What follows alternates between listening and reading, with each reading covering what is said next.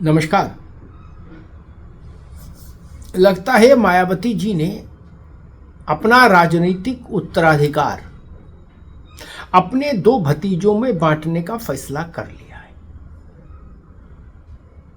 उनका एक भतीजा आकाश पहले से राजनीति में है, बीएसपी में उनकी प्रमुख भूमिका है। वो घोषित तौर पर मायावती जी के उत्तराधिकारी हैं, नेशनल कोऑर्डिनेटर हैं। हालांकि बीच में मायावती जी ने उनको कुछ समय के लिए पीछे खींच लिया था, पीछे कर दिया था, लेकिन फिर बाद में उनको लगा कि नहीं, हमारा उत्तराधिकारी यही हो सकता है, तो फिर उन्होंने उनको बीएसपी के अग्रिम पंक्ति में ले जाके खड़ा कर दिया, आकाश आनंद को। कल बहन जी का जन्मदिन था और उस जन्मदिन के अवसर पर बहन जी ने अपने दूसरे भतीजे यानी आकाश के छोटे भाई ईशान आनंद को भी लॉन्च कर दिया। जी हाँ, लॉन्च कहना ठीक होगा शब्द। बहन जी ईशान को भी अपने साथ लाई मीडिया के सामने, जनता के सामने। ईशान लंदन से कानून की पढ़ाई करके वापस लौटे। ईशान और आकाश दोनों मायावती के भाई आनंद के बेटे हैं और बहन जी के कल के जन्म दिवस के अवसर पर आनंद, आकाश, ईशान सब मौजूद थे मंच पर। क्या मायावती 2027 के चुनाव में ईशान को फॉर्मली लॉन्च करने जा रही हैं, मैदान में उतारेंगे? क्या ईशान को बीएसपी में कोई जिम्मेदारी और कोई ओहदा दिया जाएगा? ये तमाम सवाल उठ रहे हैं। हाँ, लेकिन इस बात पर बीएसपी का काडर भी मुतमईन है, उसको भी यकीन है कि मोटे मोटे तौर पर अब चीजें तय हो गई। बहन जी का राजनीतिक उत्तराधिकार बहन जी के परिवार में ही जाएगा, परिवार में ही रहेगा। अब उसमें कहीं कोई भ्रम किंतु परंतु नहीं। यह अलग बात है कि काशीराम जी ने अपनी राजनीतिक यात्रा के लिए, मिशन के लिए अपना परिवार छोड़ दिया था, फिर परिवार से कोई ताल्लुक ही नहीं रखा और उनके परिवार के किसी व्यक्ति को बसपा से पार्षदी का टिकट भी नहीं मिला, बसपा का कोई मोहल्ले का कोऑर्डिनेटर भी नहीं बना काशीराम के परिवार से। आरंभ में मायावती जी ने भी यही कहा कि मेरा उत्तराधिकारी मेरे परिवार से नहीं होगा, मिशन से होगा। लेकिन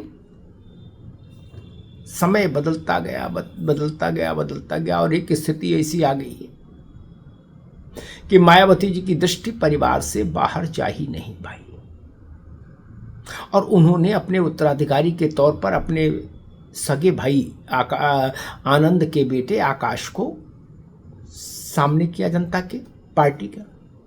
और उसके बाद अब वो दूसरे भतीजे को भी ले आई हैं मैदान में, ईशान आनंद को। क्या मायावती बसपा को नया करना चाहती हैं, युवा करना चाहती हैं, उसकी कोशिश में लगी हैं? क्योंकि मायावती जी अब 69-70 के आसपास की हो रही हैं उम्र में।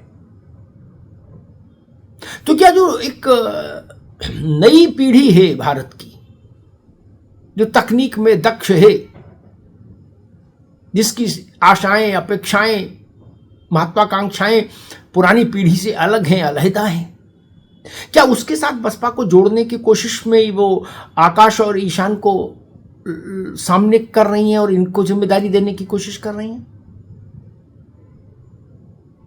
या मायावती इस कोशिश में है कि हम अपने रहते अपने दोनों भतीजों को ट्रेनिंग दे दें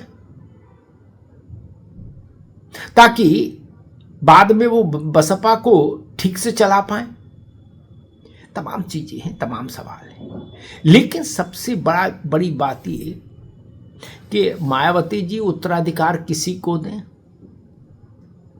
किसी से वापस ले, किसी दूसरे को दें, भतीजे को लॉन्च करें, भाई को लॉन्च करें, इन सब सवालों से बड़ा प्रश्न है कि क्या बसपा के पास उसका खोया हुआ जनाधार वापस आ सकता है या नहीं। क्योंकि और मायावती जी के पास उनका जनाधार वापस नहीं आया। 26-27% वोट से चलते चलते चलते चलते 7-7.5% वोट पर बसपा आ गई उत्तर प्रदेश में। और अगर जो वोट भाजपा में गया उनका, बसपा का, मायावती जी का, और जो वोट सपा में गया, अगर वो वोट बसपा को वापस नहीं मिला तो बसपा के सारे नक्षत्र श्रीहीन हो जाएंगे, तेजहीन हो जाएंगे, प्रकाशहीन हो जाएंगे, अंधकार में विलुप्त हो जाएंगे। तय जान लीजिए, राजनीति में तो वोट का खेल है। वोट है तो आपकी चमक, आपकी धमक, आपकी महक सब है, और वोट नहीं तो न चमक, न धमक, न हनक, सब गायब। हालांकि कल जन्मदिन के अवसर पर मायावती जी को एक बड़ा उपहार मिला है। तो संयोग ही कहिए कि सुप्रीम कोर्ट से उन्हें एक बड़े मुकदमे से राहत मिल गई। और वो मुकदमा ये था कि जब वो मुख्यमंत्री थी तो उन्होंने अकूत पैसा लगा के सरकारी खजाने से अपनी और काशीराम जी की और अपनी पार्टी के चुनाव चिन्ह की, हाथी की मूर्तियां प्रदेश भर में लगवा दी। तो वो मसला था कि उन्होंने पैसे का दुरुपयोग किया मायावती ने। वो याचिका सुप्रीम कोर्ट ने खारिज कर दी, का मुकदमा नहीं चलेगा। तो मायावती के लिए बड़ी राहत की बात है कि अपने जन्मदिन के अवसर पर उनको एक बड़ी चिंता से मुक्ति मिली। अन्यथा चिंता का विषय तो था, सुप्रीम कोर्ट में मामला था, कोर्ट कुछ भी फैसला कर सकता था, लेकिन उससे मायावती जी को निजात मिल गई। तो अब बीएसपी का काडर भी इस बात को देख रहा है कि क्या मायावती अब खुद घर से निकलेंगी या नहीं। क्या मायावती आकाश और ईशान को लेकर उत्तर प्रदेश भर के दौरे पर निकलेंगी, ये बड़ा प्रश्न है। और यही प्रश्न लाख टके का प्रश्न है। अगर मायावती ऐसा करती हैं तो जमीन पर वाइब्रेशन होना तय है, सियासत की जमीन पर। और अगर वो ऐसा नहीं करती हैं तो बसपा लगातार डिटोरिएशन को जैसे प्राप्त हो रही, वैसे धीरे धीरे धीरे धीरे क्षरण की ओर बढ़ती रहेगी। ये तय जानिए। धन्यवाद।